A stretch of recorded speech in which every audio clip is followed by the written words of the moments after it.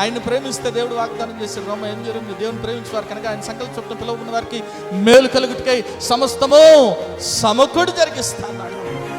Oh Lord, I am your daughter, I am your son, I am giving the praise to you so that I can glorify you. You be with me, you help me out, because God has already promised that He will help you out.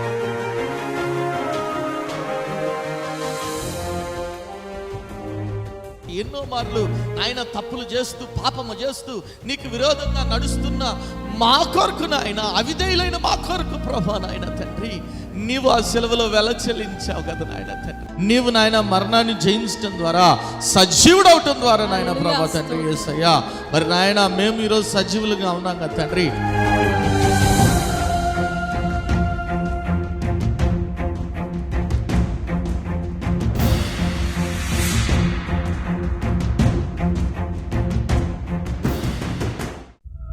కుటుంబంలో నెమ్మది లేని స్థితిలోనున్నావా? అప్పుల ఊబిలో కూరుకుపోయిన స్థితిలోనున్నావా? ఏ పని చేసినా విఫలమైపోతున్నావా? జీవితం లేని స్థితిలోనున్నావా? అనారోగ్యంతో అల్లాడిపోతున్నావా? తాగుడు, జూదం అనే రకరకాల సాతాను బంధకాల్లో కుటుంబ సభ్యులు ఉన్నారా? కుటుంబంలో రక్షణ లేని స్థితిలోనున్నారా? అయితే మీ సమస్యల నిమిత్తమై ప్రార్థన చేయటానికి మేము సిద్ధంగా ఉన్నాం. మీ ప్రార్థన అవసరత ఏదైనా సరే మాకు తెలియజేయగలరు. El Shaddai Prayer Tower, 306 3rd floor, Eden Square, above Spar Hypermarket, beside Apollo Hospital, Secunderabad. మా ఫోన్ నంబర్ 8885013886. దేవుడు మీ ప్రతి అవసరతను క్రీస్తు యేసు మహదైశ్వర్యంలో తీర్చునుగాక. Praise lord. నా పేరు విశాలి. లాస్ట్ మంత్ అంటే ఏప్రిల్ కాదు, మార్చ్ 29th ఇక్కడ మీటింగ్ కంప్లీట్ చేసుకొని నేను గుంటూరు వెళ్ళటం జరిగింది. వెళ్ళిన దగ్గర నుంచి నాకు ఫీవర్ అన్నమాట. అయితే I was very sick. Easter రోజు కూడా నాకు ఫుల్ ఫీవర్ ఉండే. అయితే సెకండ్ థర్డ్ నేను హైదరాబాద్ రావాలి. అయితే బయలుదేరే ముందు రోజు వరకు కూడా అస్సలు నేను లేవలేని పరిస్థితుల్లో ఉన్నాను. ఇంకా నైట్ బయలుదేరాలైతే పొద్దున్న నేను కొంచెం పర్వాలేదు బాగానే ఉందనుకొని నేను సైట్ చెకప్ కానీ ఆప్థమాలజిస్ట్ని కన్సల్ట్ అవ్వాలని వెళ్ళాను. అయితే సైట్ చెకప్ ఎందుకు అనుకున్నా అంటే ఫ్రీక్వెంట్గా డైలీ నాకు హెడేక్ ఉంటుందండి. నేను ఏ పని చేసినా కానీ ట్యాబ్లెట్ వేసుకోవడం, వర్క్ చేయడం. ఎన్నోసార్లు అక్కకు కూడా చెప్పుండే, ఎప్పుడు హెడేక్ ఉంటుంది అక్క, నాకు వర్క్ చేసినానంటే ట్యాబ్లెట్ వేసుకోవడం, వర్క్ చేయడం ఇదే ఉంటుంది నాకు. అయితే సైట్ ఏమైనా పెరిగిందేమో అని అనుకొని చెక్ చేయించుకోవడానికి వెళ్ళినాను నేను. అయితే చెక్ చేసి నాకు డాక్టర్ ఏం చెప్పాడంటే ఒకసారి మళ్ళీ చేయాలి చెక్, నీకు వెయిట్ చేయని చెప్పి మల్టిపుల్ టైమ్స్ చెక్ చేసి వాళ్ళు చెప్పింది ఏంటంటే there is an issue with an optic nerves, you have to consult a neurologist immediately అన్నారు. మాకేం అర్థం కాలేదు. వెళ్ళి న్యూరాలజిస్ట్ని కన్సల్ట్ చేస్తే వాళ్ళు నాకు బ్రెయిన్ ఎంఆర్ఐ స్కాన్ రాశారు. అది చేయించుకొని నార్మల్గానే ఉన్నానండి, చూపించుకుందాం ఏం కాదులే అని. కానీ ఇమీడియట్గా వాళ్ళు చెప్పింది ఏంటంటే నీకు మెదడులో నీరు ఉంది, అది కంటి నరాలకు చేరి నీకు చాలా ప్రాబ్లం అవుతుంది. లంబర్ పంక్చర్ చేసి నీరు తీసి నీకు టెస్ట్ చేయాలి. ఆ టెస్ట్ ద్వారా నీకు అది సర్జరీ చేయాలా లేకపోతే మెడిసిన్స్తో క్యూర్ అవుతుందా అనేది చెప్తామన్నారు. అసలు మాకేం అర్థం కాలేదు. సర్జరీ అది కూడా చాలా ఇమ్మీడియట్గా చేయాలి అన్నారు. వెంటనే అన్నకు కాల్ చేసిన. అన్న ఒక్కటే చెప్పారు, అది నేను హాస్పిటల్ బయట ఉండే కాల్ చేసిన, ఏం కాదు పప్పి, ఫస్ట్ నువ్వు మళ్ళీ సెకండ్ ఒపీనియన్కి వెళ్ళండి, ఏం కాదు, సర్జరీ అనేది జరగదు అని చెప్పి అన్న ప్రేయర్ చేయడం జరిగింది, శాలన్న వాళ్ళు ప్రేయర్ చేయడం జరిగింది. సెకండ్ ఒపీనియన్కి వెళ్ళాం. సెకండ్ ఒపీనియన్కి వెళ్ళినప్పుడు కూడా నాకు మళ్ళీ ఆప్థమాలజిస్ట్ దగ్గరికి సెకండ్ ఒపీనియన్కి వెళ్ళినప్పుడు వాళ్ళు నాకు చెక్ చేశారు. As they say there is an issue with optic nerves, కంట్లో నరాలు చాలా బలహీనంగా ఉన్నాయి. ఎట్లా అంటే 90% డ్రైన్ అవుట్ అయిపోయినాయి అండి. అసలు నీకు చూపు నార్మల్ పర్సన్ కన్నా తగ్గింది, నువ్వు చూడలేవు, చాలా బలహీనంగా ఉన్నాయని చెప్పారు. వాళ్ళు కూడా న్యూరాలజిస్ట్ని కన్సల్ట్ చేయమన్నారు. న్యూరాలజిస్ట్ని కన్సల్ట్ చేశాము. వెళ్ళడానికి ముందు అన్నకు ప్రేయర్ చేయించుకున్నా, వెళ్ళినా కన్సల్ట్ చేసినప్పుడు చెప్పిర్రు ఆయన అంతా చెక్ చేసి రిపోర్ట్స్ చూసి I was keep on praying ఏమవుతుంది అని. థ్యాంక్ గాడ్ సర్జరీ అవసరం లేదు, 3 months మెడిసిన్ వాడితే తగ్గుతుంది అని చెప్పారు. ఇమీడియట్గా బయటకు వచ్చి అన్నకు చెప్పిన అసలు సర్జరీ అవసరం లేదన్న అన్నారు, మెడిసిన్స్ వాడితే తగ్గుతుందని. బట్ కంటిన్యూస్గా ఫీవర్ ఉంటుంది, బాడీలో ఏదో చేంజెస్ అవుతున్నాయి, అర్థమవుతలేదు ఏంటని. అయితే ఇమీడియట్గా మళ్ళీ హాస్పిటల్కి వెళ్ళాం. చాలా టెస్టులు చేయించుకుంటే నాకు కాల్షియం లెవెల్స్ కానివ్వండి, వైటమిన్ డి, హిమోగ్లోబిన్ అన్నీ down, very low. And asthma percentage is very high. I couldn't even breathe. అసలు కొన్నిసార్లు అయితే ఇంట్లో నా పనులు చేసుకోవడానికి కూడా ఎవరో ఒకళ్ళు హెల్ప్.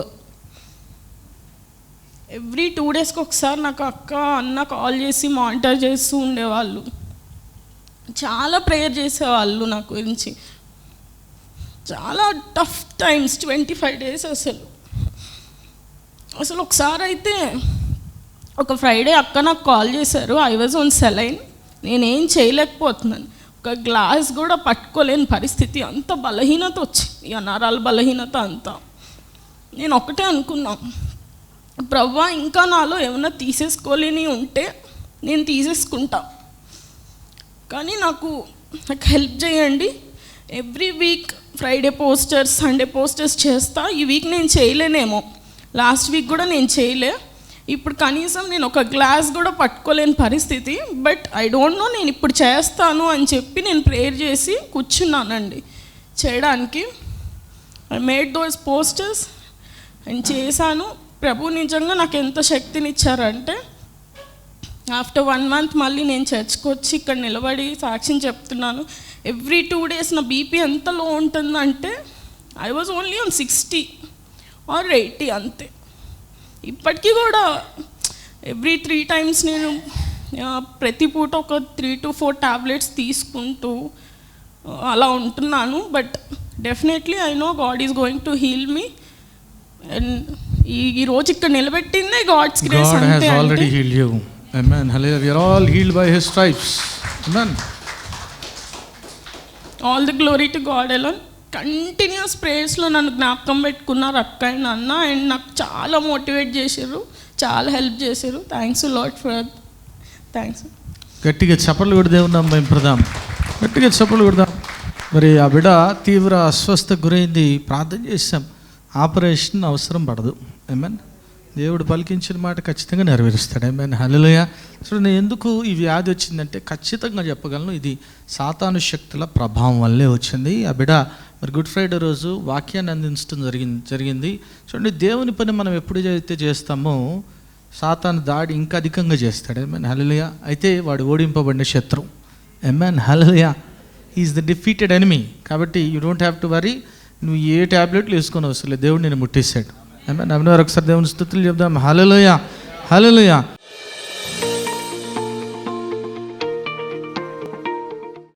వాక్య భాగంలోనికి వెళ్దాం. మీ అందరికి కూడా తెలుసు, మనము గత 4 వారాలుగా, అంతేనా, 4 వారాలుగా ఏం చెప్పుకుంటున్నాం? దేవుడు ఏ రీతిగా మాట్లాడతాడు అనే విషయాన్ని మనం ధ్యానించుకుంటున్నట్లు మనం చూస్తాం. మరి మాట్లాడుతున్నాడా? ఆయన మాట్లాడే దేవుడేనా? అంతే కదా. ఆయన ప్రతీది కూడా మరి మనకు విషితపరిచి తెలియపరిచే దేవుడు, మనకు సమస్తము కూడా బయలుపరిచే దేవుడు. అంత మాత్రమే కాదు, మన ప్రతి అవసరతను కూడా తీర్చే దేవుడే. నమ్మినవారు దేవుని స్తుతులు చెప్దాం. హల్లెలూయా. ఈ లోకరీతిగా మరి ఈ లోకంలో మరి అనేక దేవుళ్ళు దేవతలు అనబడిన వారికి వారు ఎన్నిసార్లు వారి మృక్కులు ఇంకోటి తెలియపరిచినా కానీ వారికి జవాబు రాదు. కానీ మన దేవుడు జీవము కలిగిన దేవుడు. ఆమేన్. హల్లెలూయా. ఆయన ఎప్పటికీ మనల్ని సిగ్గుపరచడు అని కీర్తనకారుడు అంటున్నాడు. మీరు చూడండి 22వ కీర్తన 5వ వచనం ఏమని రాబడింది? చదవండి. 22వ కీర్తన 5వ వచనం. వారు నీకు మొరపెట్టి విడుదలందరి నీ యందు నమ్మిక ఉంచి సిగ్గుపడకపోయిరి. ఒకసారి గట్టిగా దేవుని స్తుతులు చెప్దాం. హల్లెలూయా.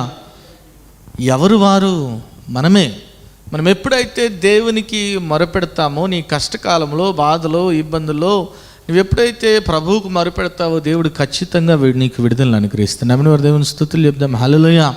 ఆయన చేయి విడిచిపెట్టే దేవుడు కాదు, నీ ప్రార్థనకి జవాబు దయచేయని దేవుడు కాదు, నీ ప్రార్థన వినని దేవుడు కాదు. గుర్తుపెట్టుకోవాలి. ఆయన మన ప్రార్థన, ప్రతి ప్రార్థన కూడా జవాబు దయచేస్తాడు. అంత మాత్రమే కాదు, మనం ఆయన మీద పెట్టుకున్న నమ్మకాన్ని వమ్ము చేసే దేవుడు కాదు. ఆమేన్, హల్లెలూయా. ఒకానొక సందర్భంలో మనందరికీ కూడా తెలుసు, బైబిల్ గ్రంథంలో మరి ఏలియా ప్రవక్త బయలుదేవతల ప్రవక్తలతో ఛాలెంజ్ చేశాడు.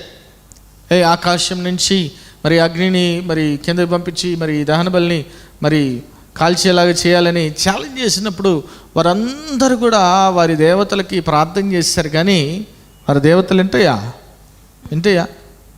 అవి చెవులు ఉంటే వింటాయా? అవి చెవులున్నా వినవు, నోరున్నా, కళ్ళున్నా, అంతేనా, ముక్కున్నా, ఏమీ చేయలేవు. వాళ్ళ శ్వాస ఎట్లుంది? ఆ శ్వాస అరణ్య రోదన, కంఠశోష, ఎందుకు పనికిరాని ప్రార్థన. ఎందుకంటే అవి వినవు కాబట్టి, అవి ఎప్పటికీ ఆ ప్రార్థనని వినవు. ఎందుకంటే అవి జీవము లేనివి కాబట్టి. ఆమేన్, హల్లెలూయా. మన దేవుడు జీవము కలిగిన దేవుడు. ఎప్పుడైతే ఏలియా మొరపెట్టాడో ఏం జరిగింది చూడండి ఒకసారి. అక్కడ మొదటి రాజుల గ్రంథం 18వ అధ్యాయం 36వ వచనంలో ఏమని రాబడింది? మొదటి రాజులు 18:36 వచనం. అస్తమయ నైవేద్యం అర్పించే సమయమున ప్రవక్తయగు ఏలియా దగ్గరకు వచ్చి ఇలాగు ప్రార్థన చేసెను. యెహోవా, అబ్రహాము, ఇస్సాకు, ఇశ్రాయేలుల దేవా, ఇశ్రాయేలుల మధ్య నీవు దేవుడవై ఉన్నావనియు నేను నీ సేవకుడై ఉన్నాననియు నీ కార్యములన్నీయు నీ సెలవు చేత చేసిననియు ఈ దినమున కనపరచుము. యెహోవా, నా ప్రార్థన ఆలకించుము. యెహోవావైన నీవే దేవుడవై ఉన్నావనియు నీవు వారి హృదయములను నీ తట్టుకు తిరుగు చేయదు అనియు ఈ జనులకు తెలియనట్లుగా నా ప్రార్థన ఆలకించుము. అతడు ఇలాగ ప్రార్థన చేయుచుండగా యెహోవా అగ్ని దిగి దహనబలి పశువును, కట్టెలను, రాళ్లను, బుగ్గిని దహించి కందకమందున్న నీళ్లను. ఏమైనా ఒకసారి గట్టిగా దేవుని స్తుతులు చెప్దాం. హల్లెలూయా. ఎప్పుడైతే ఏలియా నోరు తెరిచి ప్రార్థన చేశాడో వెంటనే దేవుడు జవాబును దయచేసినట్లు మనం చూస్తాం. ఏమైనా, హల్లెలూయా. ఆ దహన బలిలంతా కూడా ఆకాశం నుంచి అగ్నిని పంపించి కాల్చేస్తాడంటే. ఏమైనా, హల్లెలూయా. ఎందుకు అంటే కీర్తనకారు చెప్పాడు. ఏం చెప్పాడు? ఇందాక మనం చదువుకున్న 22వ కీర్తన 5వ వచనంలో, నీ యందు నమ్మిక ఉంచి సిగ్గుపడక పోయిరి. ఆయన యందు నమ్మిక ఉంచే వారికి ఎవ్వరు కూడా సిగ్గుపడిన అవసరం లేదు. ఎందుకంటే ఆయన మన నమ్మకాన్ని ఒమ్ము చేసే దేవుడు కాదు. గుర్తుపెట్టుకోవాలి. ఒకసారి గట్టి దేవుని స్తుతులు చెప్దాం. హల్లెలూయా.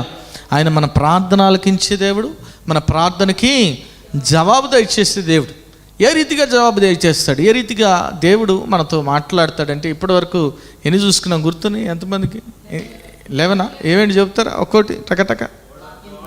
వాక్యం ద్వారా మాట్లాడతాడు, అంతరంగ స్వరం ద్వారా మాట్లాడతాడు, శబ్దం ద్వారా మాట్లాడతాడు, వ్రాత ద్వారా మాట్లాడతాడు, దృశ్యం ద్వారా వస్తువుల ద్వారా మాట్లాడతాడు, ప్రవచనం ద్వారా మాట్లాడతాడు, దేవదూతల ద్వారా మాట్లాడతాడు, చీటీల ద్వారా మాట్లాడతాడు. పోయిన వారం 3 చూసుకున్నాం. ఏంటది? కళల ద్వారా, స్వప్నం ద్వారా మాట్లాడతాడు, దర్శనం ద్వారా మాట్లాడతాడు, ప్రవక్తల యొక్క చర్యల ద్వారా మరి అనేక రీతులుగా దేవుడు మాట్లాడు. చూడండి, ఇన్ని రీతులుగా దేవుడు మాట్లాడుతున్నాడు. కానీ ప్రాబ్లం ఎక్కడొచ్చింది? అది ప్రాబ్లం ఎక్కడొచ్చిందంటే మన చెవులు. అందుకే రాయబడింది బైబిల్ గ్రంథంలో, అన్నిసార్లు రాశాడు, చెవులు గలవాడు వినును. అనేక రీతిలుగా దేవుడు నీతో మాట్లాడాలని ఎప్పుడు కూడా ఆయన సిద్ధంగా ఉంటాడు. నీ ప్రార్థనకు జవాబు దయచేయాలని సిద్ధంగా ఉంటాడు. కానీ ఆయన మాటలు మరి నీ చెవికి వినబట్టలేదు. ఎందుకంటే నీ చెవులు తుప్పుపట్టైన ఉండాలా, లేదంటే నీ చెవుల్లో వేరే సమాచారం అంతైనా చేరి ఉండాలి. నీ చెవులు పూర్తిగా వేరే సమాచారంతో నిండుకొని ఉందనుకోండి, రావు కదా, లోపలికి రావు కదా, దేవుని మాటలు రావు, దేవుడు మాట్లాడింది కూడా తెలియదు. కాబట్టి ఏం చేయాలి? ముందుగా దీన్ని ఎట్లా ఇక్కడి నుంచి ఇక్కడికి మొత్తం కదా క్లీన్ చేయాలి కదా. చాలామంది ఎట్లుంటారంటే పాస్టర్ గారు చెబుతూ ఉంటారు అప్పుడప్పుడు, అవసరమైందే ఇంగ్లీష్లో చెప్తారు, అవసరమైంది సెలెక్టివ్ లిజనింగ్ అంట. ఏంటిది? సెలెక్టివ్. మీలో ఎంతమందికి ఉందో సెలెక్టివ్ లిజనింగ్ కదా? ఎప్పుడో. ఎందుకంటే అవతల పక్క అవుతుంటారు అనుకోండి, మనకి ఏం కావాలో అదే తీసుకుంటాం, మిగిలిందంతా ఏమైపోద్ది? జీరో, బ్లాంక్, ఎక్కదు, బొరకెక్కదు. మనం ఏం వినాలనుకుంటామో అది మాత్రమే వింటాం. చెవుకున్న ప్రాబ్లం అది. అవును, నిజం. ఎందుకే బైబిల్ గ్రంథంలో రాయబడింది, మన చెవులు గింగులు గల చెవులు అంట. ఈ చెవులు గుంగిర్లు గల చెవులు తిమోతిలో రాబడి ఉంటుంది, అది కూడా చూస్తాం. ఆ గింగిర్లు గల చెవులకి ఏం కూడా ఎప్పుడు కూడా ఎటువంటి సమాచారం, ఎటువంటి వార్త కావాలంటే మసాలా కావాలా. మసాలా అంటే అవతల వాళ్ళ ఇంట్లో ఏం జరుగుతుంది, యువతల వాళ్ళ ఇంట్లో ఏం జరుగుతుంది, వాడి ఇంట్లో ఏం జరుగుతుంది, ఎక్కడేం జరుగుతుంది, ఇవి కావాలా. వీటితో నింపబడ్డాక ఫుల్ అయిపోయింది అనుకోండి, దేవుని మాట వినపడుతుందా నీకు? ఆయన గట్టిగా అరిచినా గీ పెట్టినా కానీ నీకు వినపడదు. ఎందుకంటే there is no place in your ear to listen. ఒకవేళ నీకు వినబడినా నీకు తెలియదు దేవుడు మాట్లాడుతున్నాడు అని. ఆమేన్. నీకు తెలియదు, నీకు అర్థం కూడా కాదు దేవుడు నీతో మాట్లాడుతున్నాడని. కాబట్టి అందుకే బైబిల్ గ్రంథంలో రాయబడింది, చెవులు గలవాడు. ఎవరు చెప్తున్న మాట అంటే ఇది ఆత్మ చెప్పుచున్న మాట. ఆమేన్. హల్లెలూయా. దేవుని ఆత్మ చెప్పుచున్న మాట ఏంటంటే చెవులు గలవాడు వినును గాక. కాబట్టి దేవుని స్వరాన్ని ఆల్రెడీ 4 వారాలు అయిపోయింది, ఇంకా 2 వారాలే ఉంది. ఈ 2 వారాల్లోపు ఇంకా ఎక్స్పీరియన్స్ చేయని వాళ్ళు, ఈ 11 రీతులుగా దేవుడు మాతో ఇంకా మాట్లాడలేదు బ్రదర్ అని వాళ్ళు ఖచ్చితంగా ఎక్స్పీరియన్స్ చేయాలనే ఉద్దేశంతోనే ఈ సిరీస్ చెప్తున్నా. ఖచ్చితంగా మీరు అందరూ కూడా దేవునితో ఒక వ్యక్తిగత సంబంధం కలిగి ఉండాలి, ఆయనతో ముచ్చటించాలి, ఆయనతో మాట్లాడాలి. ఆయనతో మాట్లాడినప్పుడు ఉండే సంతోషం అది కోటాను కోట్లు పెట్టినా కూడా రానే రాదు. ఎన్ని కోట్లు వెచ్చించినా ఆ సంతోషం ఎప్పటికి రాదు, గుర్తుపెట్టుకోండి. ఆమేన్. హల్లెలూయా. కాబట్టి మీరందరూ కూడా ఆయన స్వరాన్ని వినాలని కోరుకోండి. ఇంకా ఏ రీతిగా మరి దేవుడు మాట్లాడతాడంటే మీరు చూస్తే న్యాయాధిపతుల గ్రంథం 6వ అధ్యాయం 36 వచ్చిందో ఏమని రాబడింది? న్యాయాధిపతులు 6:36. అప్పుడు గిద్యోను, నీవు సెలవిచ్చిన ఎడల నా చేత ఇశ్రాయేలీయులను రక్షింపనుద్దేశించిన ఎడల నేను కళ్ళెమున గొర్రెబొచ్చు ఉంచిన తరువాత నేల అంతయు ఆరియుండగా ఆ గొర్రెబొచ్చు మీద మాత్రమే మంచు పడునెడల నీవు సెలవిచ్చినట్లు ఇశ్రాయేలీయులను నా మూలముగా రక్షించదవని నేను నిశ్చయించుకొందునని దేవునితో అనెను.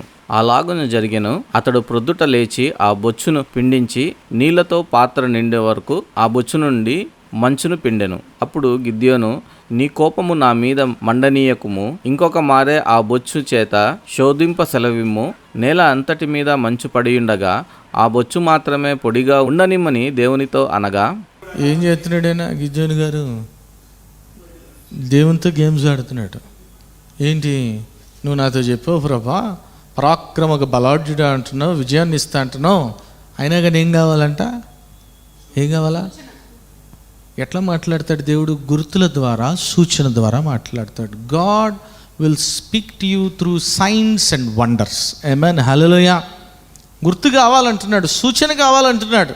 అయ్యా ఇగో ఇక్కడ గొర్రె బొచ్చు ఉంది కదా, ఇక్కడ మాత్రమే మంచు పడాలి, చుట్టూ నేలమంతా పొడిగా ఉండాలి. దేవుడు చేశాడు. పొద్దున్నే లేచాడు, ఆ బొచ్చును పిండి ఆరబెట్టాడు. ఆ తర్వాత ఇంకో మారు శోధిస్తున్నాడు. అంటే ఏం శోధిస్తున్నాడు? ఈ చుట్టూ నెలంతా మీద మంచు పడాలి, కానీ ఆ బొచ్చు, గొర్రె బొచ్చు మాత్రం పొడిగా ఉండాలంట. దేవుడు ఆయన జీవము కలిగిన దేవుడా, మోగ దేవుడా, చెవిటి దేవుడా? వెంటనే ఏదైతే సూచన ద్వారా, గుర్తు ద్వారా కోరుకున్నాడో దేవుడు అది నెరవేర్చినట్లు మనం చూస్తాం. ఆ సూచనని నెరవేర్చడమే కాదు, దేవుడు ఏదైతే గిద్యోనితో వాగ్దానం చేశాడో, విజయాన్ని ఇస్తానని వాగ్దానం చేశాడో ఆ వాగ్దానాన్ని కూడా నెరవేర్చాడు. ఆమేన్. హల్లెలూయా. హల్లెలూయా. మనలో చాలామందికి ఈ సూచనలు, గుర్తులు అంటే ఇష్టమా? కదా కదా, నిజమేది. ఎట్లాంటి సూచనలు, ఎట్లాంటి గుర్తులు? నల్లపిల్లి ఎదురొచ్చింది అనుకోండి, పని మీద వెళ్తుంటే ఏమైంది చెప్పండి? వెంటనే ఏం చేస్తారు? వెంటనే లోపల పోయి కూర్చొని కదా 2 minutes రెస్ట్ తీసుకొని. కానీ మీకు తెలియని విషయం ఏంటి తెలుసా? మీరు ఎదురొచ్చినందుకన్నా నల్లపిల్లి చచ్చిపోద్ది. గుర్తుపెట్టుకోవాలా? ఈ దరిద్రుడు మనకెందుకు ఎదురు వచ్చాడు రండి. ఈ కాదు సూచనలు, ఈ కాదు గుర్తులు. ఒక ఆయన చెబుతున్నాడు, అదేంది బ్రదరు మనం అనుకోకూడదు కానీ, ఆయన అంటున్నాడు యాక్సిడెంట్ జరిగిందంటే ఆయన అంటున్నాడు మనం అనుకోకూడదు కానీ వెళ్ళేదారిలో నాకు 2 యాక్సిడెంట్లు కనబడ్డాయి బ్రదర్, అందుకే జరిగిందేమో అంటున్నాడు. అందుకే జరిగినట్టుంది అని, కానీ మనం అనుకోకూడదు అంటున్నాడు. మళ్ళీ అనుకున్నావు కదా, అంతేనా? వెంటనే ఏమంటాడు ప్రభు? ఏమంటాడు? నీ నమ్మిక చొప్పున నీకు కదా, నువ్వు అనుకున్నావు కానీ మనం అనుకోకూడదు కానీ అంటున్నాడు. మనసులో మాత్రం 2 యాక్సిడెంట్లు జరిగినాయి కదా కళ్ళ ముందు, మనకు కూడా ఏమన్నా అపశకునం జరుగుతుందేమో అని అనుకున్నాడంట. కానీ మనకు అట్లాంటి పట్టింపులు లేవు కానీ నా చెబుతున్నాడు ఆయన. నీ మనస్సులో నువ్వేది అనుకుంటావో కదా, నీ హృదయం నిండిన కొలది నీ నోరు మాట్లాడు. నీ నోట్లోంచి ఏదైతే వస్తుందో దేవుడు నెరవేరుస్తాడు. నీ ఆలోచన ఏముంటుందో అది చెడ. అందుకే గుర్తులు మంచిదే, సూచన తెలుసుకోవటం మంచిదే, కానీ వీటి మీదే మనం డిపెండ్ అవ్వకూడదు, వీటి మీదే మనం ఆధారపడకూడదు. మీరు అక్కడ చూస్తే అందుకే చాలా చక్కగా రాయబడింది, ఇంకొక మారు శోధింప సెలవిమ్మంట. అంటే ఎవరికి శోధన ఇది? ఎవరిని శోధిస్తున్నాడు? ఎవరిని చూడండి, మొన్న ఆదివారం అదే చెప్పా. దేవుడు ఇశ్రాయేలీని పరీక్షించాలంటే వీళ్ళు ఏం చేస్తున్నారు? దేవుణ్ణే పరీక్షిస్తున్నారు. ఇశ్రాయేలుకు ఉన్న గొప్ప గుణం అదే మనకు వచ్చింది, హెరిడిటరీగా మరి వచ్చేసింది మనకు. ఎప్పుడు ఆయన నీ విశ్వాసాన్ని పరీక్షించడానికి నిన్ను శోధిస్తే, కష్టం శ్రమ ఇస్తే నువ్వు శోధిస్తూ ఉంటే, ఇది నిజమేనా ప్రభా, ఏది గుర్తు చూపి, సైన్ చూపి, అది చూపి. మనమంతా కూడా మానవీయ పద్ధతుల్లో ఇక్కడ దేవుని యొద్ద నుంచి స్వరం వినటానికి, దేవుని ఆన్సర్ తెలుసుకోవటానికి గుర్తు అడిగాడు, సూచన అడిగాడు. కానీ ఇట్లాంటి సూచనలు కాదు. నువ్వు ఇట్లాంటి సూచనలు గుర్తులు అడిగావు అనుకో, ఏమంటాడు దేవుడు తెలుసా? ఏమంటాడు? అన్నాడా? ఎవరినన్నా ఏమన్నా అన్నాడా? చూద్దాం ఒకసారి. మత్తయి సువార్త 12వ అధ్యాయము 38వ వచనం ఏమని రాయబడింది? అప్పుడు శాస్త్రుల్లోను పరిసయ్యుల్లోను కొందరు, బోధకుడా, నీ వలన ఒక సూచక క్రియ చూడగోరుచున్నామని ఆయనతో చెప్పగా, ఆయన ఇట్లా, నేను వ్యభిచారులైన చెడ్డతరము వారు, ఏమంటున్నాడండి? వ్యభిచారులైన చెడ్డతరం వారు సూచక్రియను అడుగుతున్నారు. ప్రవక్త అయిన యోనా గూర్చిన సూచక్రియ కానీ మరి ఏ సూచక క్రియ అయినను వారికి అనుగ్రహింపబడదు. ఆమేన్.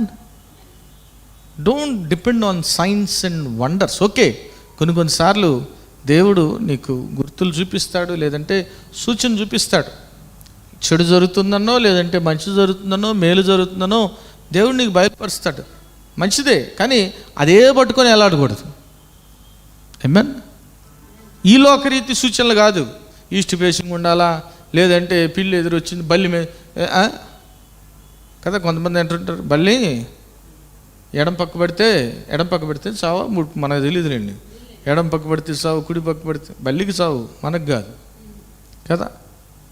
చాలామంది ఇటువంటి సూపర్స్టిషియస్ థింగ్స్ మీద ఆధారపడి దేవునికి దూరం అయిపోతున్నారు, దేవుని స్వరాన్ని వినలేని స్థితిలో ఉన్నారు. మీరు చూస్తే ఆ తర్వాత గిద్యోను ఏమైనా సూచనలు అడిగాడా? అడగల. కన్ఫర్మేషన్ కోసం అడిగాడు, కానీ ఆ తర్వాత ఎప్పుడు అడగలేదు. ఎందుకంటే దేవుడు ఆయన గుర్తుల ద్వారా మాట్లాడతాడు. Through signs he'll speak, through wonders he'll speak. కానీ దేవుడు మిమ్మల్ని ఏ రీతిగా ఉండాలని కోరుకుంటున్నాడు తెలుసా? యెషయా గ్రంథం 8వ అధ్యాయం 18వ వచనం ఏమని రాయబడింది? యెషయా 8:18, ఇదిగో నేనును యెహోవా నాకిచ్చిన పిల్లలను సియోను కొండ మీద నివసించు సైన్యములకు అధిపతి యెహోవా వాళ్ళని సూచనలుగాను మహత్కార్యములుగాను. ఆమేన్, హల్లెలూయా. దేవుడు మనల్నే ఒక వండర్గా ఉండాలని కోరుకుంటున్నాడు, మనల్ని ఒక సైన్గా. God wants us to be a sign and a wonder in this world. ఆమేన్, హల్లెలూయా. నిన్ను చూస్తే ఎవరు గుర్తుకు రావాలి? యేసే గుర్తుకు రావాలి. ఆమేన్, హల్లెలూయా. నిన్ను చూస్తే నువ్వు ఎవరికి సూచనగా ఉండాలి? నిన్ను చూస్తే అమ్మో ఏం ప్రార్థన చేస్తుంది, నేను కూడా ఇట్లా ప్రార్థన చేయాలి. నువ్వే ఒక సూచనగా ఉండాలి, నువ్వే ఒక గుర్తుగా ఉండాలి. దేవుని సూచనగా, దేవునికి సూచనగా, దేవునికి గుర్తుగా ఉండాలి. కానీ ఆ సూచన ఏంది, ఈ గుర్తు ఏంది కదా. కొంతమంది ఫోన్ చేస్తుంటారు నాకు, అయ్యగారు మరి వివాహం చేసుకోవాలనుకుంటున్నాం, అవుతుందా కాదా, ఏంటండి, ఏమంటారు మీరు, ఏం చెబుతున్నాడు దేవుడు అంటే చిలక జోష్యం అన్నమాట. ఇప్పుడు నేను చిలకని పట్టుకొచ్చి మొత్తం ప్యారెట్ని తెచ్చి తీయాలి, చెప్పాలేమో. దేవుడు చెప్పింతే చెప్తాం. ఏమైనా హల్లెలూయా. దేవుడు చెప్పకపోతే నీకు నువ్వుగా ఆగమ్మా ఒక నిమిషం, ఒక 5,000 జీపే చేయి చూద్దాం, అది కాదు. ఏమైనా చాలామంది అట్లా చేస్తున్నారు ఈ లోకంలో. దేవుని పేరు చెప్పుకొని, యేసయ్య పేరు చెప్పుకొని మోసం చేస్తున్న వాళ్ళు చాలామంది ఉన్నారు. Be careful. దేవుడు మనతోనే స్పష్టంగా మాట్లాడతాడు. నమ్మిన వారు దేవుని స్తుతులు చెప్దాం. హల్లెలూయా, హల్లెలూయా. ఆయన పక్షపాతి ఏం దేవుడు కాదు, మనందరితో మాట్లాడతాడు. ఎందుకంటే మనం అందరం కూడా దేవుని దృష్టిలో సమానమేనా? నమ్మిన వారు ఒకసారి దేవుని స్తుతులు చెప్దాం. Hallelujah. We are all equal in the sight of the Lord. No partiality for God. అందరితో మాట్లాడతాడు. కాబట్టి గుర్తు సూచన కనపరిస్తే మాట్లాడితే మంచిదే, కానీ వాటి మీద ఆధారపడకండి. ఏమన్నా నేను దేవుడు ఏ రీతిగా మాట్లాడతాడనే దానికి ఈ రీతిగా కూడా మాట్లాడతాడని చెప్తున్నాను, కానీ దీని మీద ఆధారపడతాను.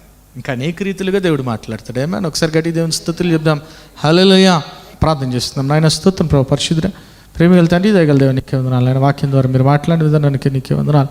గొప్ప దేవుడు, మహాదేవుడు నాయన. అవును తండ్రి, నువ్వు మాట్లాడే దేవుడు నాయన ప్రభా, అనేక రీతిలుగా మాట్లాడే దేవుడు.